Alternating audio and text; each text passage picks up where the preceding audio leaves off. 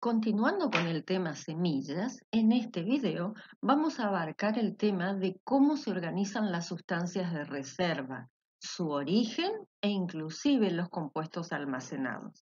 También vamos a ver el concepto de diásporas o dispersión de frutos y semillas.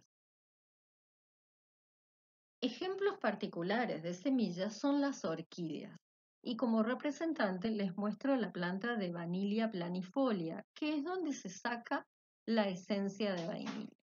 Estas semillas son microscópicas. Aquí las vemos en la punta de un cuchillo como un polvo negro.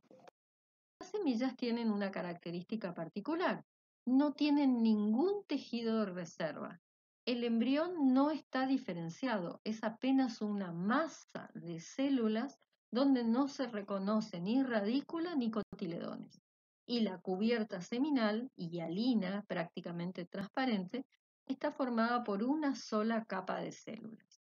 Estas semillas requieren de la ayuda de micorrizas para germinar. Aquí vemos una de estas semillas y estas delgadas hebras son las hifas del hongo. Aquí vemos una vista al microscopio óptico, que es la única forma de ver las semillas, en el cual podemos ver la testa prácticamente transparente que cubre a ese embrión. Recordemos que estas semillas apenas tienen de 10 a 30 micras de longitud. Sin embargo, lo más común es que la semilla tenga alguna sustancia de reserva. Si esta sustancia de reserva se acumula en el endosperma, las semillas se denominarán albuminadas o endospermadas. Ejemplo de este tipo de semillas lo tenemos en el ricino o castor. Aquí vemos los frutos con las semillas y si hacemos un corte longitudinal de la misma, podemos ver que el embrión tiene los cotiledones muy delgados y está totalmente rodeado por las sustancias de reserva del endosperma. Estas sustancias de reserva están en células de un parénquima cuyo núcleo es triploide, producto de la doble fecundación. También son semillas endospermadas algunas monocotiledóneas como la cebolla, ¿sí? Donde podemos ver aquí el embrión con su único cotiledón rodeado por el endosperma triploide.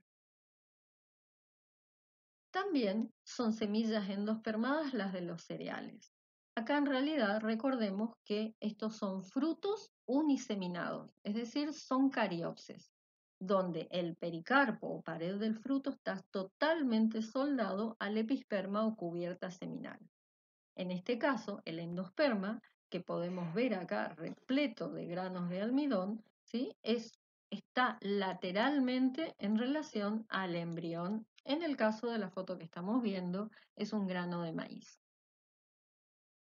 Ahora, si durante el desarrollo del embrión se consume todo el endosperma que fue formado, dichas reservas van a pasar a acumularse en los cotiledones. En ese caso, la semilla se llama exalbuminada. Es común en muchas leguminosas, como el maní que estamos viendo aquí en la fotografía.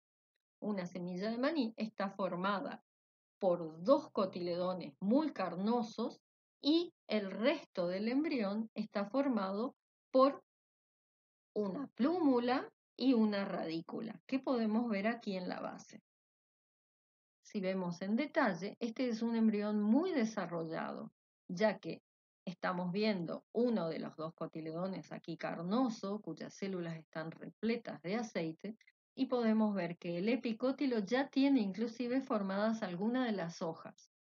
Podemos apreciar el hipocótilo que conecta con la radícula. En el caso del maní, recuerden que es una planta productora de aceites, por lo que su parénquima reservante estará repleto de glóbulos lipídicos. Un tercer tipo de sustancias de reserva es el que tienen las semillas perispermadas, como ocurre en la remolacha. Aquí la diferencia es que, si bien se forma endosperma triploide, este se forma en muy poca cantidad rodeando al embrión.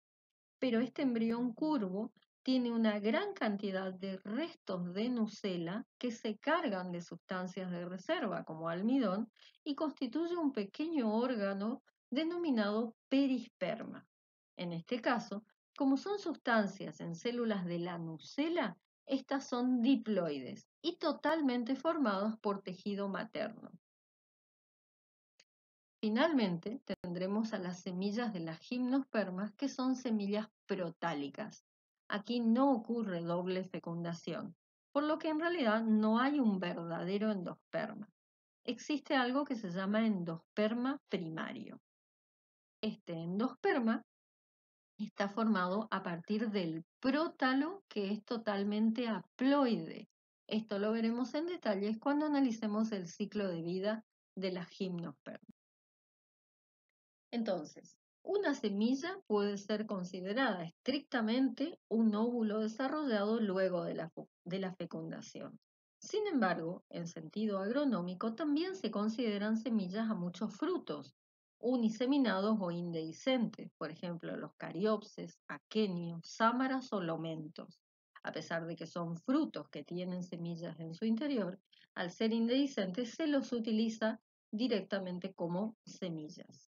También se habla de semillas a distintos propágulos utilizados en la reproducción vegetativa, como por ejemplo en la papa se habla de papa semilla para referirse a pequeños tubérculos. También se consideran propágulos, estolones, rizomas o bulbos. Desde el punto de vista de la agrobiotecnología, pueden existir semillas apomícticas, es decir, semillas que se han producido cuyos embriones se han formado a partir de alguna estructura del óvulo distinta a la ovocélula. Y finalmente tenemos las semillas sintéticas, aquellas producidas totalmente dentro del laboratorio a través del cultivo in vitro de tejido. Una vez que las semillas se han formado, se inicia el proceso de diseminación o dispersión de las mismas. En realidad, el proceso de diseminación implica no solo las semillas, sino también otras unidades de dispersión. Estas reciben el nombre común de diásporas. Podemos considerar a las diásporas las semillas aisladas, es decir, liberadas del fruto por dehiscencia. También se considera una diáspora aquellos frutos que no se abren a la madurez y se dispersan enteros. También se denominan diásporas a los fragmentos de frutos como mericarpos o los lomentos, es decir, partes de fruto que se fragmentan en un lugar particular. E inclusive infrutescencias como los higos o las moras, que consisten en grupos de frutos que se dispersan como una sola unidad. El objetivo en todos los casos es llevar a las semillas o a los frutos con semillas lejos de la planta madre, es decir, ocupar nuevos ambientes con condiciones ambientales propicias e evitar la competencia entre plántulas. Los mecanismos de dispersión son varios. Puede ser por autocoria, es decir, la planta se encarga por algún mecanismo de abrir simplemente por dehiscencia, o mecanismos como tiene el geranium, que tiene una forma de dispersión que es explosiva, es decir, tiene fuerzas en el momento de la dehiscencia que llevan las semillas lejos de la planta madre. Puede ser que el mecanismo de dispersión simplemente sea por gravedad, es decir, se denomina barocoria. También puede ser plantas que crecen en o sobre o cerca del agua. En ese caso tenemos mecanismos como la hidrocoria. Una planta que combina ambos, caída por gravedad y dispersión por el agua de sus semillas, es el coco. Estos grandes semillas tienen la capacidad de flotar en el agua, inclusive se ha demostrado que han recorrido miles de kilómetros dispersándose por todo el mundo. El rumex tiene estos pequeños frutos con indubias que tienen la capacidad también de flotar en la superficie del agua para alejarse de la planta madre. En el caso de la dispersión con la ayuda del aire, hay distintos mecanismos que las plantas han elaborado. Por ejemplo, en el caso de semillas, podemos encontrar que el episperma o la cubierta seminal tiene la presencia de pelos o tricomas, como ocurre, por ejemplo, en asclepias. También puede ser la forma más común de un episperma alado, es decir, expansiones membranosas de la cubierta seminal como en el caso de los lapachos o el jacarandá. También puede hablarse de anemocoria cuando se dispersan frutos indehiscentes.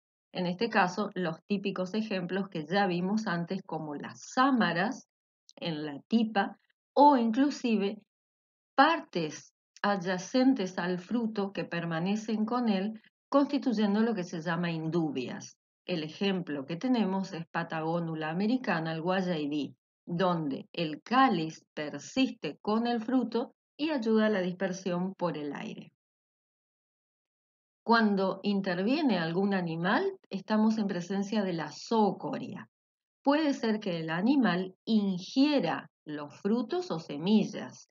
Estos frutos o semillas tienen la capacidad de atravesar el tracto digestivo y luego son dispersados con la materia fecal. Para ello, los frutos o las semillas pueden tener sustancias atractivas. Por ejemplo, las semillas de la granada tienen una testa carnosa o sarcotesta, que la hace muy atractiva a los pájaros. También se habla de endosocoria cuando los frutos o las semillas tienen algunas otras características que las hacen atractivas.